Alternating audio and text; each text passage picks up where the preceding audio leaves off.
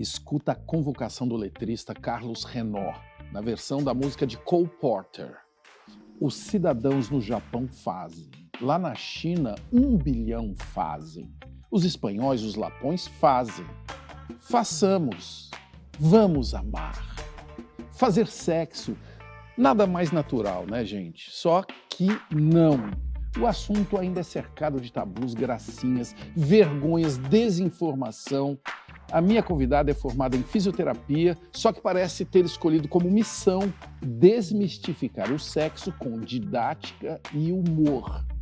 Ela é que vai dizer, uma sexóloga pop com milhões de seguidores nas redes, Kátia Damasceno, bem-vinda ao Provoca. Que maravilha poder estar aqui e olha, nunca vi uma introdução tão perfeita quanto essa. Todo mundo faz, Já começamos né? bem nas preliminares. Já começamos introduzindo muito bem.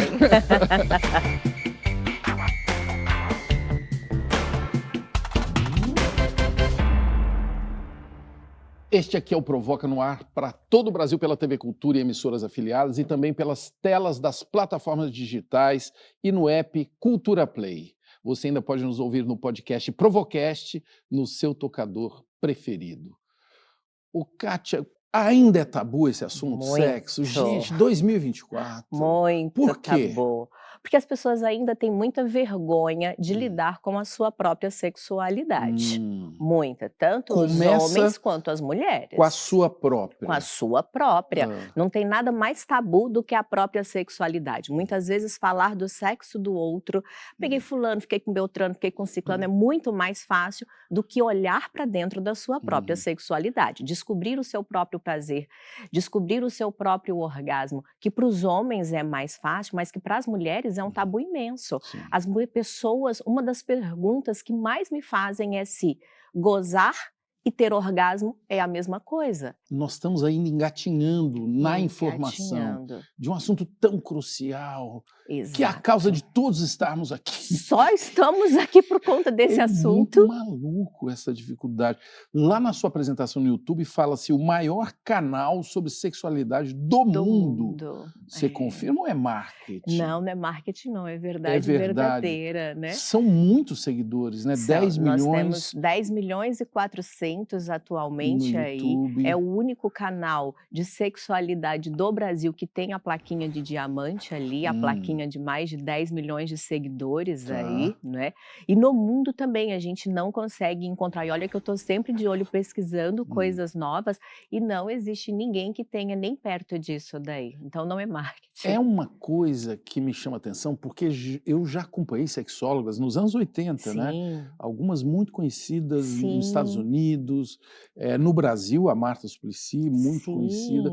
E nessa era que nós vivemos, eu acho pouco esse assunto sendo abordado. Por quê?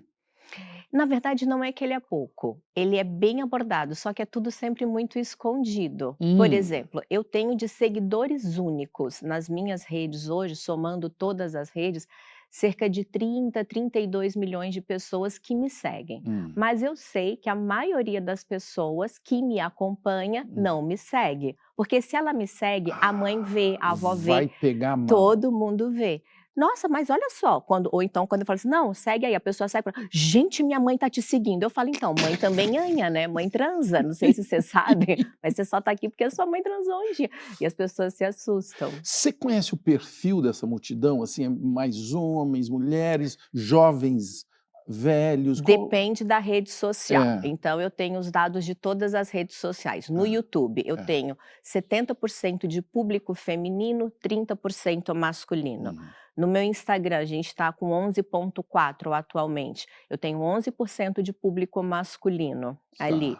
No TikTok, já é uma geração muito mais jovem ali no TikTok. Então, eu também tenho as idades. Então, eu sei que o pessoal do Facebook são pessoas ali dos 35, 45 mais. No Instagram, a gente tem dos 25 aos 40. No TikTok, eu tenho ali os meninos, as meninas já a partir dos 15, 16, 17 anos já acompanhando. Então, todas as gerações acompanham, cada um na sua rede social.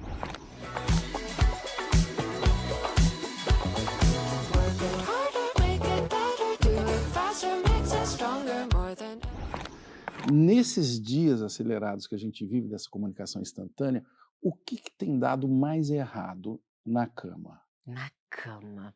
A ansiedade e a falta do conhecimento, porque por incrível que pareça, apesar da gente já se falar muito nas redes sociais, as mulheres ainda conhecem muito pouco o Hum. domínio do seu corpo. As As mulheres. mulheres. E os homens conhecem o corpo das mulheres? Também não. Também Vai não. todo mundo tentando aprender Olha junto só. ali. E eu acho que por isso a rede social, ela também tem a sua importância, sabe? Porque a gente consegue levar ali essa informação. Sexo tem muito mais a ver com comunicação do que com o ato em si. Mas que bom você falar isso para um comunicador. Eu quero saber agora o que eles querem perguntar para você. Tem muita pergunta de homem perdido aqui Então pra vamos você. lá. Selênia, eu só queria saber o porquê do sexo feminino ser tão complicado. E aí ele põe aquela carinha triste. Aquele emoji assim. triste. Não é complicado. A anatomia masculina é uma anatomia externa. O homem, ele ficou excitado, ele tem uma ereção, ele tem um Fica efeito evidente. visual, fica evidente. A mulher não tem. É. Eu falo, a gente não deixa vestígios, não deixa rastros. É. E essa é uma grande dificuldade, inclusive, para as mulheres. E é legal você falar que a conversa é importante, porque Sim, parece uma coisa óbvia, mas as coisas óbvias são muito precisam ser difíceis. ditas. São muito difíceis da gente enxergar, não é verdade? Olha aqui o Thiago Santos. A pergunta é: por que tem tanta gente que pensa com a cabeça do pênis? Ele botou aquele peios, né? As pessoas têm medo de falar pênis, né? Tem. Tem medo de falar vagina, vulva, ânus. Qual é o problema de falar? É só uma parte. Você fala mão? Fala mão. Você fala braço? Fala braço. Por que não fala pênis? É verdade. É só uma parte do corpo humano. Você fala cérebro? Fala o cérebro. Por que não pode falar vagina? É só uma parte do Por corpo que humano. que temos essa Por que dificuldade? tanto tabu? Eu tô aqui para isso, para quebrar Caraca. esses tabus E aí. o que ele fala de pensar com a cabeça do pênis é você o quê? Ficar envolvido Agir, com a emoção, agir com a no excitação. No instinto, instinto. agir ali só no libidinoso. E uma coisa que eu acho muito problemática, as pessoas medirem os outros porque transou ou não transou no primeiro Como que é isso? encontro. É uma classificação? Ainda é um tabu É muito mesmo? grande, porque se a mulher transa no primeiro encontro, ela é muito fácil. Ah. Se não transa, tá fazendo o joguinho. É. Se ela transa num primeiro encontro ali, ela pode estar simplesmente satisfazendo os prazeres dela da mesma forma que o homem Naquele também. dia, E inclusive. quantos Pra ela era- relacionamentos se iniciam dessa maneira porque o sexo foi bom, o sexo foi gostoso, opa, vamos repetir a dose? E aí começam a se encontrar. Então a gente não pode medir uma pessoa pela sua vontade sexual. Eu realmente acredito nisso daí. Os nossos valores, eles têm que ir muito além de um pênis e de uma vagina. Laesley Barros, sexo vicia?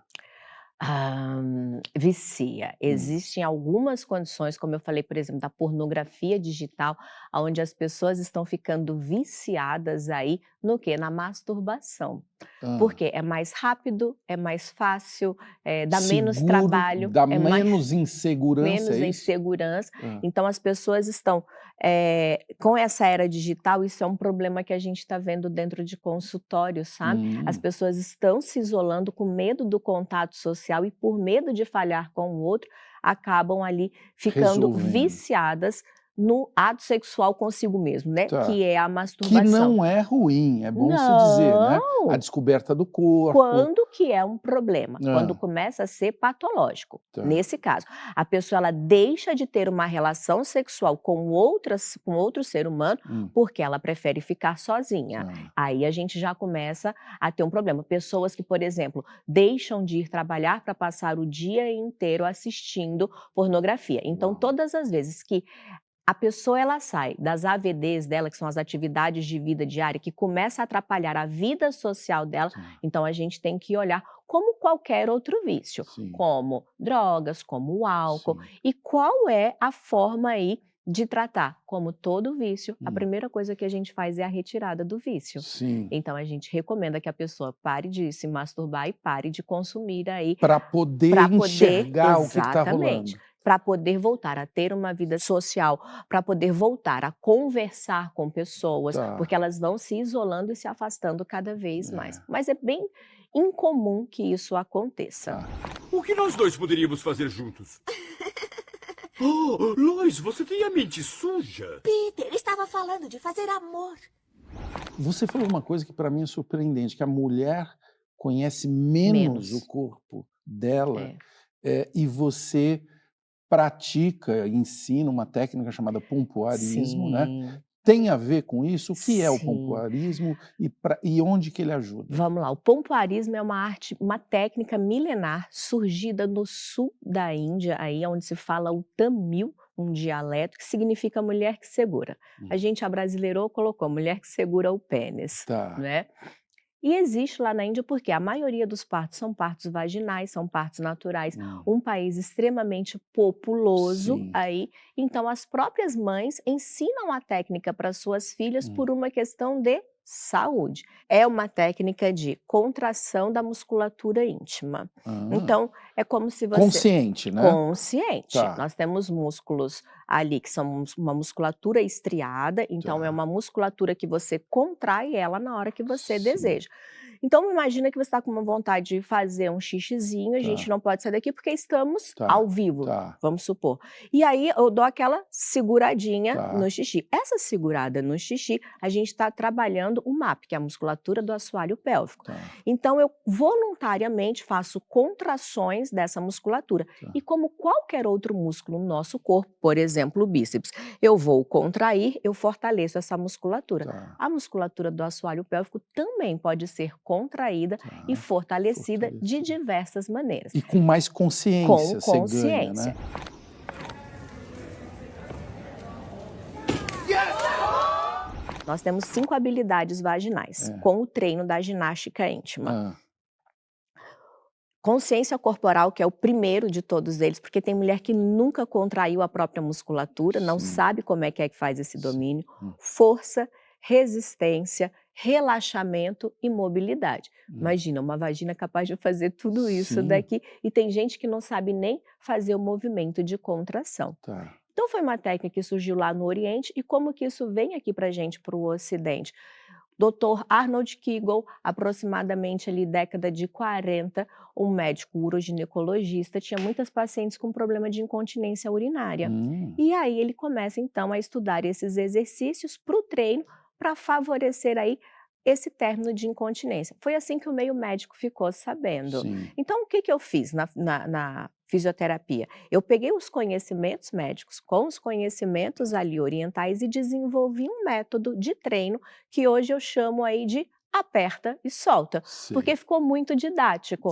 Eu faço aperta, a mulherada olha para minha mão aqui, ela já dá aquela apertadinha lá embaixo e solta, aperta e solta. Então até o método a gente criou e desenvolveu para que ele ficasse mais lúdico. E em qualquer momento fácil, do dia, qualquer a pessoa pode estar ali, aqui, ó, no aperta e solta, trabalhando. Hoje em dia eu tenho até o aplicativo, já que estamos muito digitais aí, tem um aplicativo para poder contrair, soltar, apertar, soltar, controlar o tempo de descanso, porque assim como toda contração, a gente precisa de um tempo de repouso dessa musculatura, né? Então, exercício de resistência, eu falo aperta, agora segura, segura, segura, que é uma isometria dessa musculatura. Então, a gente vai dando estímulos diferentes aí e vai treinando e fortalecendo. Com isso, ganhando muito mais consciência corporal, a mulherada tem como benefício aumento da lubrificação, o orgasmo fica mais intenso. Porque o que é um orgasmo? O orgasmo é uma resposta, é uma sensação.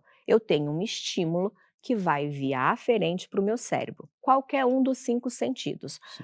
Pode ser visual, auditivo, pode ser através do paladar, o cheiro da pessoa amada, assim, o cheiro do perfume daquele momento te libera uma sensação, uma emoção. O cérebro decodifica essa informação e fala assim, opa, tá acontecendo um babado legal lá embaixo. Tem uma onda aí Tem bacana. Um negócio aqui, vou mandar uma resposta. Essa resposta é uma liberação hormonal. Primeiro, adrenalina, taquicardia, respiração fica ofegante, a musculatura vai dando uma contraída, seguido de um momento de relaxamento, eu até brinco, eu falo, vou morrer, vou morrer, vou morrer. Não morri, não morri, não morri. que eu tô gostando. Ela me pede, não para não. E vem sentando gostosinho pro pai. E vem jogando de ladinho. Vem deslizando. Outra coisa que a gente ouve muito sobre sexo, que ele acontece muito na mente, na fantasia. Principalmente para as mulheres. É. Aí a gente tem uma diferença entre o público masculino e o público feminino. O cérebro realmente ele é diferente. O homem, ele é mais visual, ele responde mais a estímulos visuais.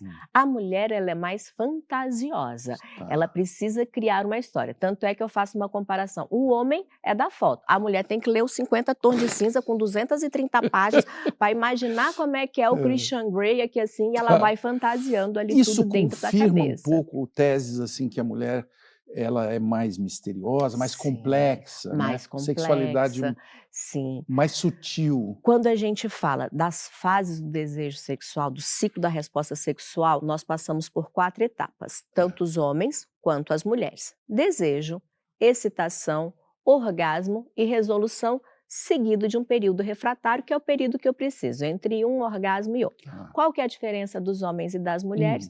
Nos homens é mais rápido. A excitação, o desejo vem mais rápido. A excitação com a ereção vem mais rápido. O orgasmo, às vezes, vem rápido aí até demais.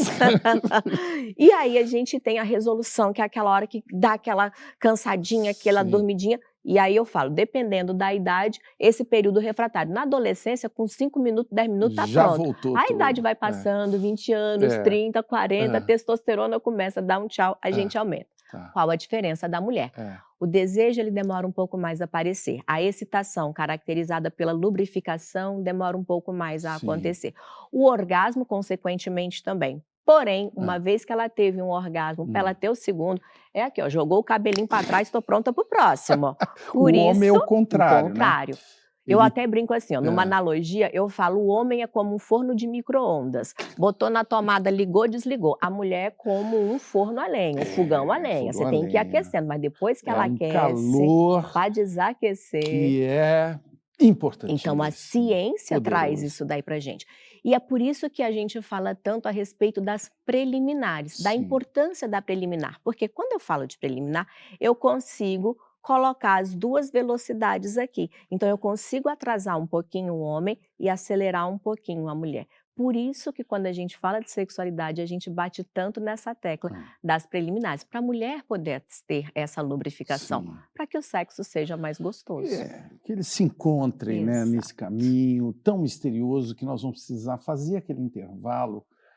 Já que você sabe um pouco agora sobre o pompoarismo, como que a fisioterapeuta virou sexóloga, no próximo bloco nós vamos direto para uma consulta, inclusive com perguntas de vocês, com a minha convidada Kátia Damasceno, as dores e delícias das dúvidas do amor e do sexo. Até logo.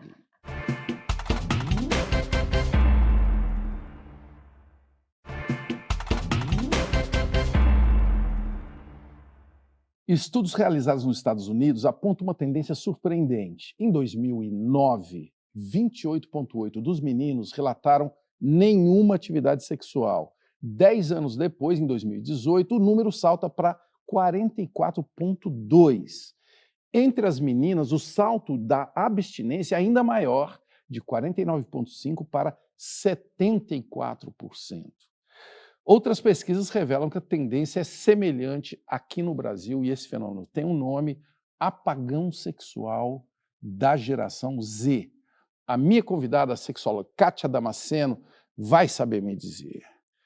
Os jovens estão transando menos ou os jovens de antigamente mentiam mais? É uma excelente pergunta antropológica, por sinal. Teríamos que fazer um estudo longitudinal dessa população para saber quem está mentindo. Uma coisa é fato, todas as vezes que a gente levanta dados a respeito de sexualidade, eles nunca batem.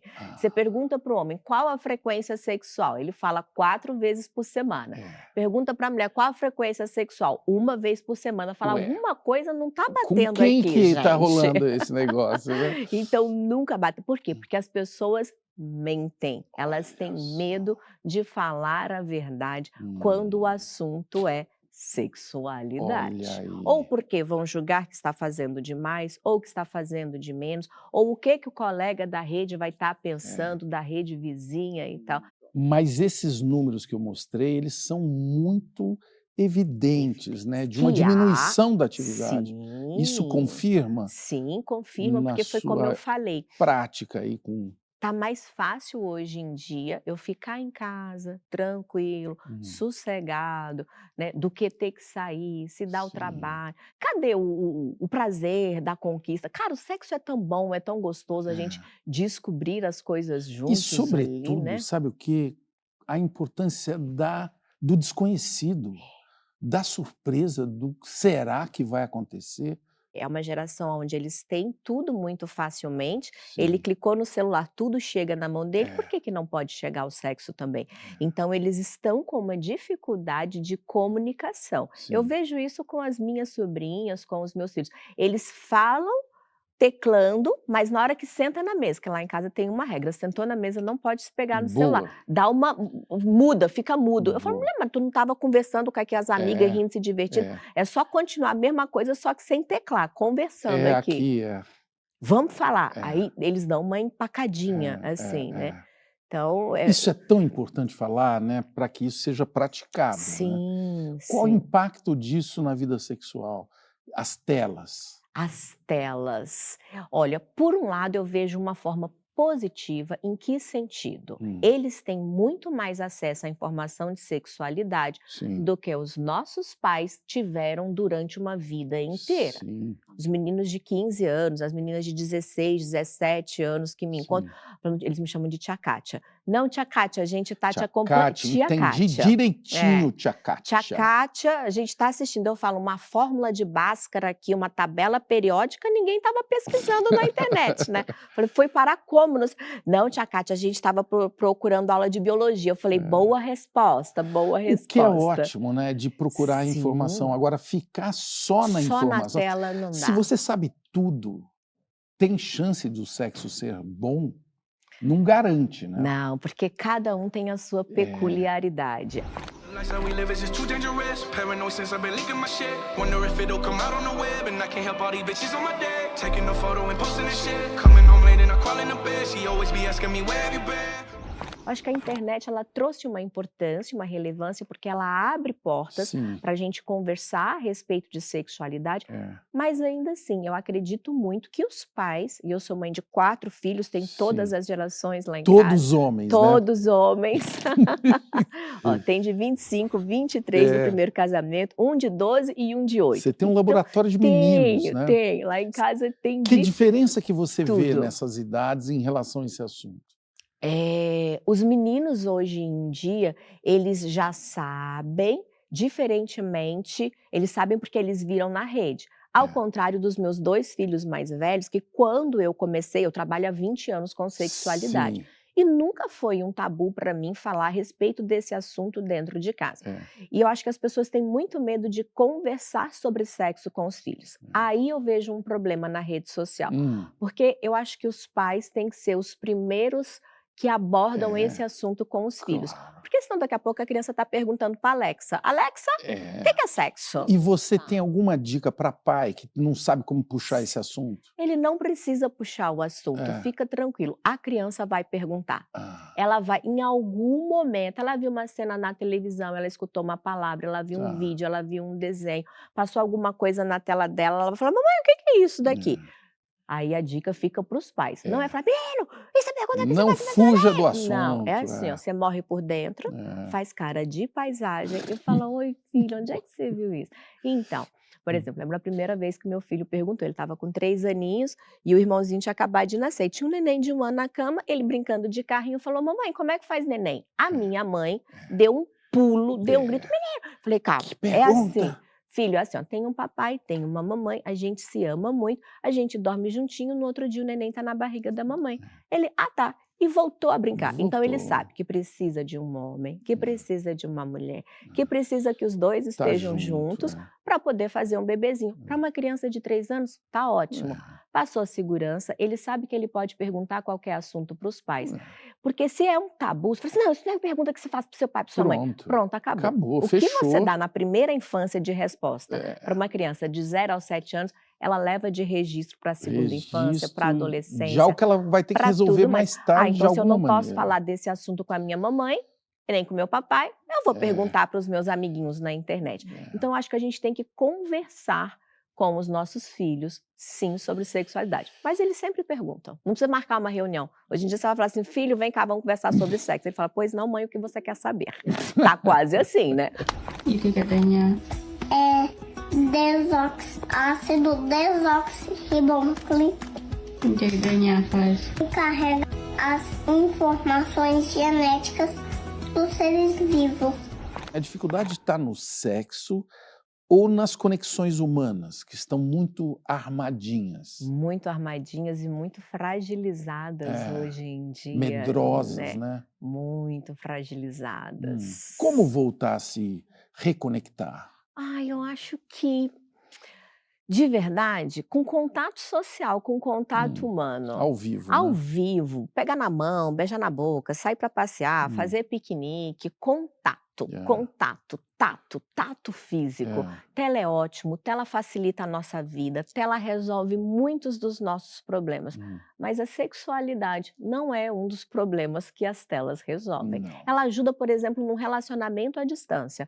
Quando alguém teve que sair, viajar, trabalhar, a tecnologia, por exemplo, dos toys. Hoje em dia tem vibrador que você... Vibrador à distância, você fica ali comandando por aplicativo, o orgasmo da outra pessoa. Pronto, coloca na intensidade que você quiser. Até onde que isso Mas em ajuda? alguns momentos, isso é importante, isso é necessário. Vamos supor que a pessoa foi trabalhar fora por 6 meses. Teve jeito, vai ficar sem contato? Então, a tecnologia, a gente também não pode falar mal dela. A gente tem que aproveitar o que de bom ela traz aí pra gente. Como uma evolução da humanidade. A gente tem que ir se adaptando ao que a evolução traz pra gente. Agora, a gente não pode realmente banalizar e achar que as telas vão resolver os problemas da sexualidade. Porque nada nessa vida substitui o contato físico. Ainda bem. Ainda bem. E o contato com eles? Olha aqui, temos aqui agora algumas consultas aqui para você. Vamos lá. Gisele Santos, por que ainda tem tantos tabus para falar sobre assuntos como orgasmo, desejo sexual e broxar, que é um assunto muito importante? É importantíssimo. Porque as pessoas não conseguem conversar naturalmente a respeito disso daí. Você já percebeu que quando a gente vai falar de sexo, aconteceu um negócio muda o tom, aí abaixa o tom de voz e tudo mais. Tudo bem que é um assunto que a gente vai conversar com uma amiga numa intimidade, mas é assim, conversando, que a gente vai descobrindo. Por exemplo, a broxada. Aí, tá crescendo cada vez mais. A broxada tá em alta. Tá em alta, tá em altíssima. Deus, olha que E uma perigo. coisa que as pessoas não sabem, que muitos homens não sabem, é que os exercícios da ginástica íntima também podem ser praticados pelos Por homens. eles. Por quê? Também é um músculo. E quais são os benefícios aí para os homens? Melhora da ereção, melhora do tempo de ejaculação, uma ereção mais vigorosa. Por quê? Se eu estou trabalhando com um exercício, eu estou aumentando a irrigação sanguínea.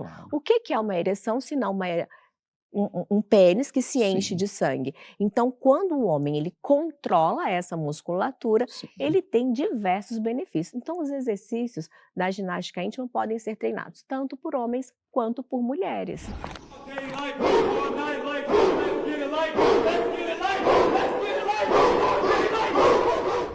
Vamos falar de orgasmo. Vamos falar de orgasmo. Olha os números, 95% dos homens héteros dizem chegar ao orgasmo. Verdade. Sempre, né?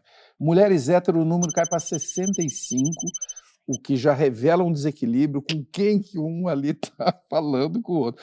Entre as lésbicas, sobe para 78%. O que esses dados nos dizem? Esse dado é super verídico, é super verdadeiro. Porque o homem, quando ele tem um orgasmo, geralmente ele tem uma ejaculação. A mulher, quando ela tem um orgasmo, ela fica na dúvida. Será que eu tive? Será que eu não tive? Lembra que eu expliquei que é uma sensação? Então, muitas delas ficam, será que é essa sensação? Não, porque não saiu nada de mim, não saiu nenhum líquido. Eu não sei. A anatomia masculina, ela é externa, ereção. Isso. A anatomia feminina, ela exige uma lubrificação, uma contração. Nem todas as mulheres terão orgasmos vaginais. A maioria delas terá orgasmos clitorianos, Sim. que são vias diferentes de Sim. estímulos. É. Aí.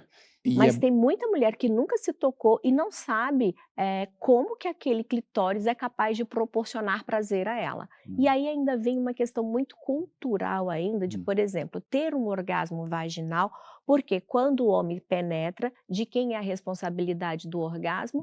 Do pênis. Tá. Se a mulher fosse tocar nessa hora, ainda tem aquelas frases, mas por que você está fazendo isso? Um Eu não tabu sou o de eu não sou o suficiente? suficiente. Sabe? Então é uma Que bobagem. construção que tem que ser feita também na cabeça desses homens aí. Sim. Ou seja, o homem às vezes não é suficiente. É bom a gente falar isso, Sim. né? E isso não quer dizer que ele seja ruim, ou, nada disso. enfim, E mas que pode ser melhor, outro não é isso? mito também é o uso dos brinquedinhos, né? Isso. Um estimulador clitoriano, um sugador. Ah, nossa, chega a dar um negócio assim. Vamos falar dessa tecnologia, porque tem muita novidade no mercado, Tem muita né? tecnologia. E esses brinquedinhos, especialmente, são vibradores que têm a ver com essa região com a região clitoriana. clitoriana pra Desenvolveram um que é um estimular. sugador clitoriano. Então ele vibra em ondas exatamente ao redor do clitóris. Sim. Gente, é um negócio incrível, porque ele aumenta a irrigação sanguínea ali na região e não adianta nenhum dedo ou língua vai vibrar em 12 velocidades diferentes. E não tem Nem por que precisa, competir. eu diria. É só isso. somar e usar a seu favor. Exatamente. Como fazer isso? Conversando. Conversando. Eu estou adorando esse negócio da comunicação. Carol Garcia Martins. Kátia, você acha que o sexo vai deixar de ser tabu algum dia? Boa pergunta, é uma excelente pergunta. Eu acho que é um assunto que ele nunca vai deixar de ser um tabu, né? Porque ele é historicamente existe desde que o mundo é mundo, né? E historicamente, desde que o mundo é mundo, a gente ignora ou coloca dentro de uma caixinha, ou fecha, ou tapa, ou esconde ali. Sim, eu acredito que a nossa sexualidade, ela precisa ser muito respeitada, muito respeitada. Porém, a gente precisa de muita intimidade e de muita entrega para poder estar a dois e se permitir desfrutar de tudo que o nosso corpo humano é capaz de nos proporcionar. Só que a gente se limita o sexo a pênis, vagina. E o nosso corpo inteiro, o maior órgão sexual do corpo humano é a pele. E a gente foca numa parte pênis, vagina, esquecendo que um carinho, que um toque, que um contato também é sexo, né? Eu escuto muitas meninas falando bem assim, olha, eu já fiz sexo oral, eu já deixei o rapaz encostar o dedo em mim, mas eu ainda sou virgem. Eu falo, vamos trabalhar aqui o conceito de virgindade? Você tem ímen, é diferente de ser virgem, porque sexo oral é sexo. Sim. Quantas mulheres mais antigas tinham que casar e tinha que fazer o sangramento e o lençol, mostrar, né? E fazia sexo anal a vida inteira para poder preservar um ímen. Aí vem dizer para mim que é virgem. Me diga uma coisa, o que é uma mulher bem resolvida? A mulher bem resolvida é aquela que está de bem consigo mesma em todas as áreas da vida. Eu até fico feliz de falar. Olha aqui, o que são todas olha as aqui. áreas? Adivinha Família, o nome do livro dela? Bem resolvida, bem Kátia Damasceno. Não tem como nós nos conhecermos sem a gente olhar para dentro de si, mas também não adianta a gente ignorar as relações que nós temos com o externo. Então, uma mulher bem resolvida é aquela que sabe exatamente aonde ela quer chegar, o que ela quer. E sim, a descoberta da sua sexualidade é extremamente importante nessa jornada. Mas eu tenho uma dúvida, assim, a mulher cuida mais para ela, para os homens ou para as outras mulheres? Isso aí é uma questão, amado. A pessoa que conseguir responder essa daí é tão importante essa pergunta quanto qual é a minha missão de vida, o que eu vim fazer aqui. Então, eu acho que é um conceito histórico ainda que a gente ainda não tem uma Para quem eu resposta. estou me Pra cuidando, quem? né? Eu acho que a gente seria muito mais É. feliz se a gente, com o perdão da palavra, É. ligasse o foda-se para a humanidade e olhasse mais para a gente, preocupasse com a gente. Todas as vezes que a gente se preocupa com o externo, todas as vezes que você diz sim para o mundo, pode ter certeza que você está dizendo não para você. Não tem como ter sim dos dois lados da moeda. Então, se você disse sim para o externo, você está dizendo não para alguma parte de você. Eu acho que a gente precisa aprender a valorizar mais o nosso sim interno e mais não para a humanidade.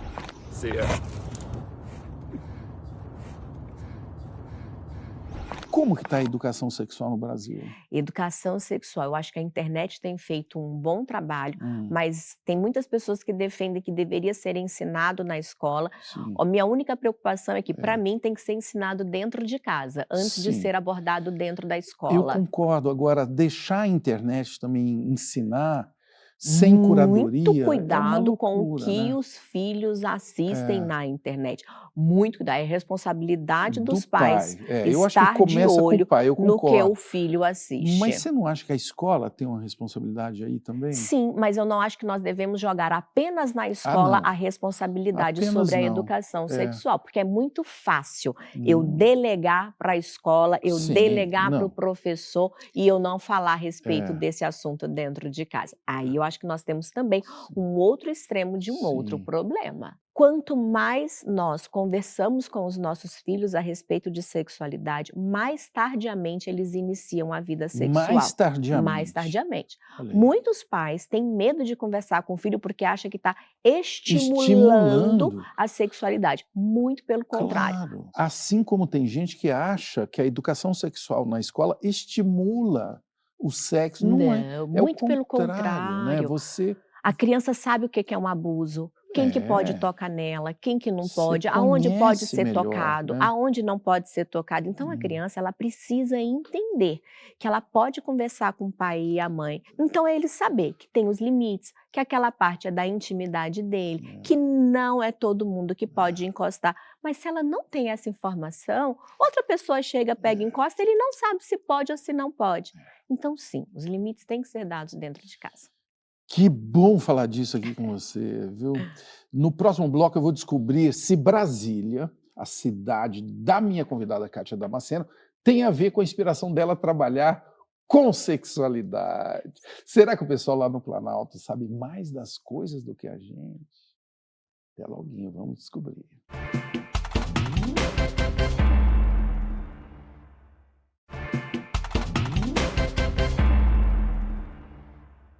Tenho a chave do futuro, não quero outra maravilha. Que os outros viajem para a Lua, eu não. Irei para Brasília. Esse é Cassiano Ricardo, escrevendo um poema em 1960, o ano da fundação da capital, naquele otimismo ali da era Juscelino Kubitschek. A minha convidada, a Kátia Damasceno, nasceu na nossa capital federal na década seguinte. Ô, Kátia, sua família foi lá para Brasília atrás da chave do futuro? Olha, como todos os nossos amiguinhos, eu lembro que Brasília, eu sou de 76, né? Então nenhuma família era de Brasília. Sim. Tipo, os meus filhos são uma das primeiras gerações de filhos de Que pessoas que nasceram, nasceram em Brasília, né?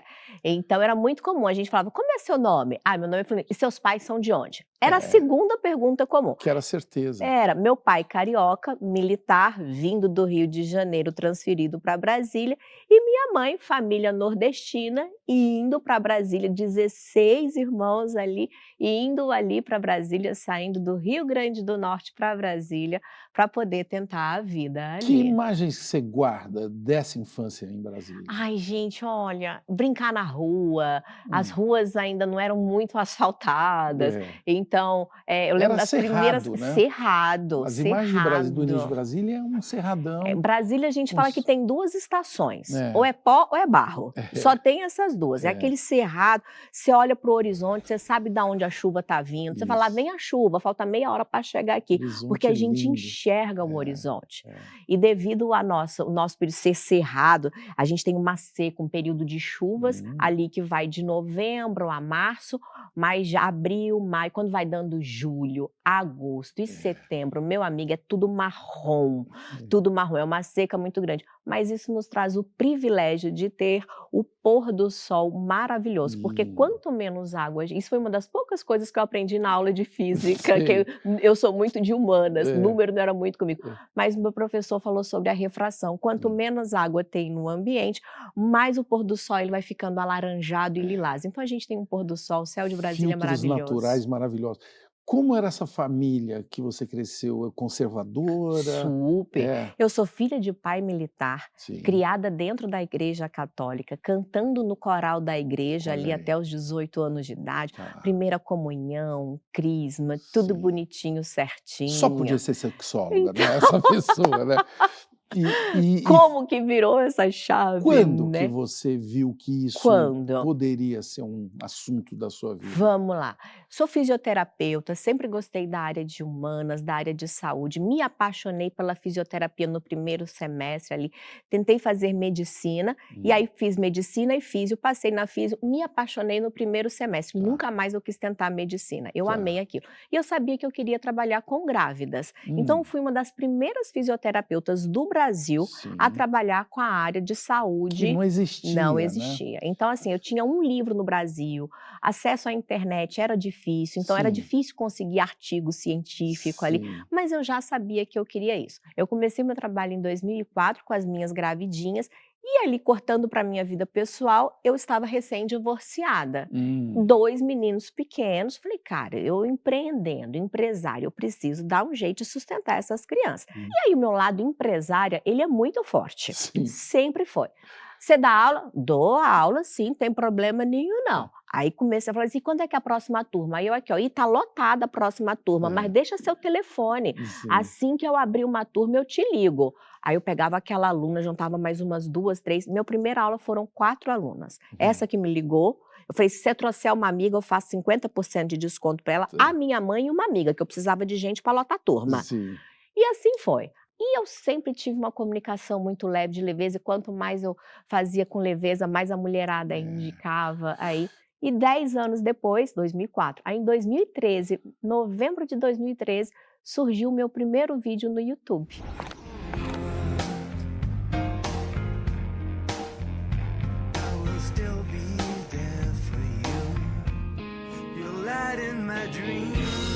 E aí, gostou? Essa é a famosa dança da cadeira ou chair dance. Quer aprender mais um pouquinho? Acompanhe a gente no mulheresbemresolvidas.com.br. Você já passou por uma situação abusiva, né? Já. Como foi? Você pode falar disso? Claro, sei. Vou te dar um exemplo simples do que aconteceu comigo.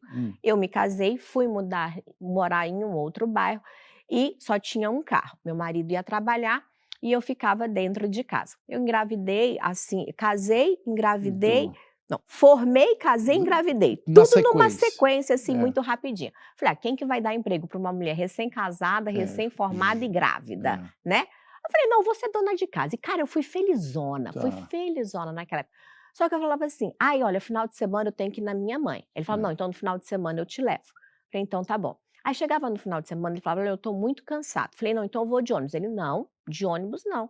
Você está grávida. Pode deixar que no próximo final de semana eu te levo. O que que eu lia? Nossa, como ele me ama. Olha, como ele me protege. Tá cuidando de mim. E quando eu percebi, eu já estava há 3 meses sem ver a minha própria mãe. Sem ver os meus pais. Tudo acreditando que era uma proteção. E não, muitas vezes o abusador, ele vai te cercando. Você vai entrando e a gente não consegue enxergar. E como que alguém que está vivendo isso pode perceber? Olha, acho que hoje em dia o advento da internet é muito importante porque traz muito aí pra gente, mas a gente também precisa tomar cuidado porque parece que todo mundo hoje em dia virou narcisista, ou virou TDAH, ou virou autista. As pessoas precisam colocar rótulos em tudo e em todos. E eu acho que é muito importante a gente ter um bom senso ali também.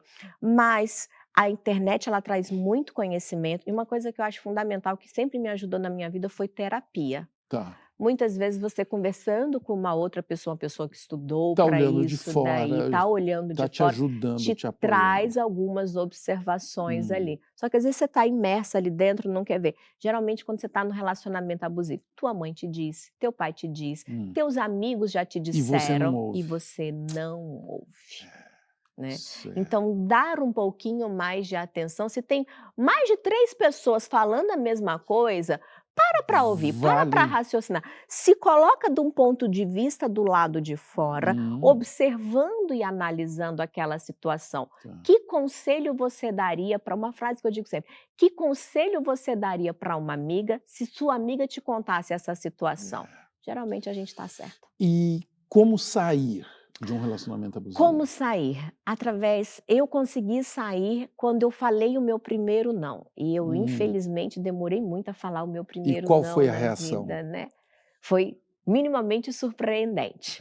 O Vitinho, que é o meu filho mais velho, tinha nascido e eu passei esse ano todo dentro de casa. E aí ele estava com 4 meses, era aniversário de um primo meu. Falei, não, vou tirar o leite, combinei com a minha mãe, deixei o leite, deixei a criança, deixei tudo pronto. Vamos sair, vamos sair, vamos sair, vamos sair. Não, a gente vai, vamos ver, a gente vai, vamos ver. E no dia do aniversário do meu primo, um aniversário de família, ele novamente falou, não, estou muito cansado, nós não vamos. Falei, olha, eu vou, porque eu estou há 1 ano e 2 meses dentro dessa casa, não vou para lugar nenhum, não vejo mais os meus parentes, já deixei tudo combinado com a minha mãe. Aí ele falou, se você sair, quando você voltar, eu não estarei mais aqui. Aí uma força, menino, só pode ter sido divina. Entrou dentro de mim, eu falei, tudo bem, se o meu filho estiver em casa, eu não me importo. No outro dia, ele estava uma manteiga, né? Aí a minha noite foi horrível, não aproveitei nada. Quando eu voltei para casa, surpreendente, estava ele e a criança. Eu falei, olha, o meu primeiro não. E aí, quando você começa a dizer não, o outro que já está acostumado com o seu sim começa a se incomodar. E aí o relacionamento tóxico, um relacionamento abusivo, ele tem fases. Então ele vai começar com a violência verbal, daqui a pouco ele vai para uma violência física, daqui a pouco ele vai aumentando. E é muito, eu acho que eu nunca falei isso na televisão, mas tem uma síndrome que é muito difícil para as mulheres. A mulher, quando ela apanha a primeira vez, ela acha que a culpa é dela. Nossa, o que eu fiz de errado para deixar ele tão nervoso para poder ele ter tido... Você sentiu isso? Sim, mas com certeza, Eu tive um apagão, falei, não, eu sonhei, não foi verdade, ele não fez isso daí não. Eu não conseguia acreditar que era verdade.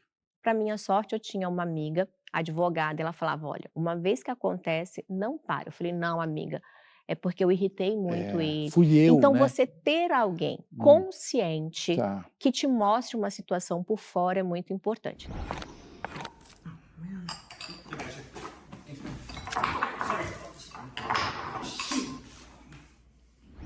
Relacionamento aberto. Sim. É como o coelhinho da Páscoa. Você fala dele, mas ele não existe? Existe.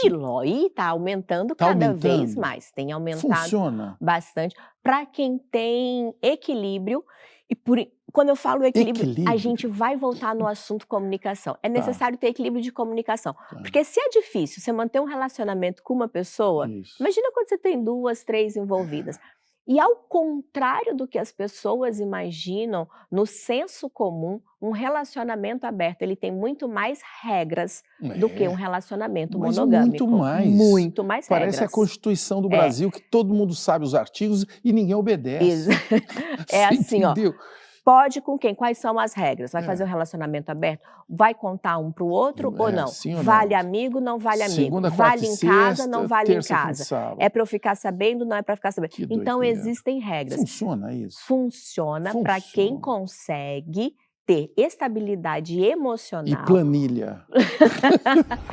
Vai por mim, balanço de amor é assim, mãozinha com mãozinha pra lá, beijinhos e beijinhos pra cá.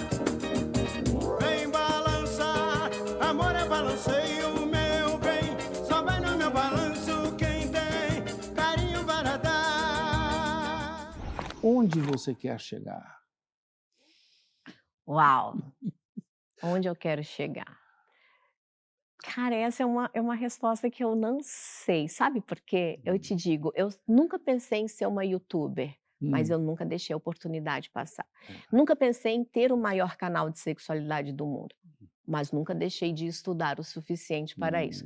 Até outro dia, uma pessoa muito próxima me falou assim, não, mas você só tem sucesso por conta dos seus fãs. Eu falei, não, eu tenho sucesso porque eu estudo, porque eu trabalho há 20 anos absolutamente todos os finais de semana, seja fazendo teatro, palestrando, fazendo os meus chás de lingerie.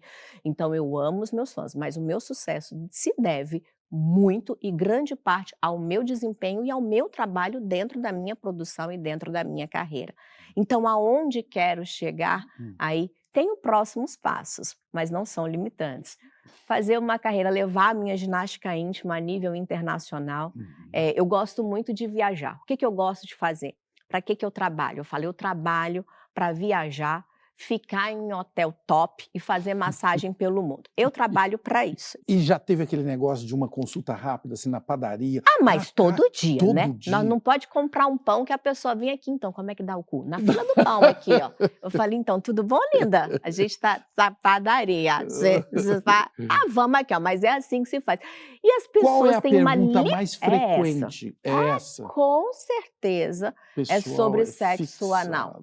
É impressionante. A pessoa fala assim, não, porque eu não quero. O pessoal faz toda uma volta e chega como ali. é que faz? Tanto é que na minha peça eu desenvolvi uma parte do roteiro só para falar sobre sexo anal de uma forma muito leve e divertida. E você já descobriu por que existe esse fascínio por essa região? Muitas vezes, porque é uma região que ela não é de tão fácil acesso, ao contrário da vagina, a região anal ela não é tão frequentada pelo público heterossexual. E até mesmo entre o público homossexual, não são todos os homossexuais que gostam da penetração, que gostam de fazer o sexo anal, que também é um outro mito que a gente tem que quebrar. Assim como as mulheres que são lésbicas, nem todas elas gostam de penetração. E por que os seus dados dizem que quando a mulher é lésbica, ela tem um nível maior de orgasmo? Porque ela conhece o próprio corpo. E do jeito que ela conhece o dela, ela faz na outra. Então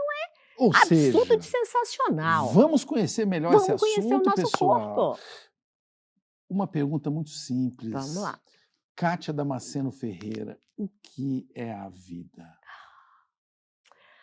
A vida é uma eterna descoberta. A vida é um eterno desafio e eu sou uma mulher movida a novos desafios sempre. Então eu adoro viver. Adoro. A hora que pinta um clima, quando acaba um programa de televisão, tem algum momento ali que a pessoa entre o desligar agora da TV e o que vai acontecer depois, o que tem que acontecer? Eu acho que clima a gente tem que aproveitar. Não percam a chance. Vai perder a chance de ser feliz pra quê, gente? Olha aí, pessoal. Obrigado pela visita. Eu que te agradeço sempre. Muito obrigada. Foi bom pra você? Foi maravilhoso. E pra você?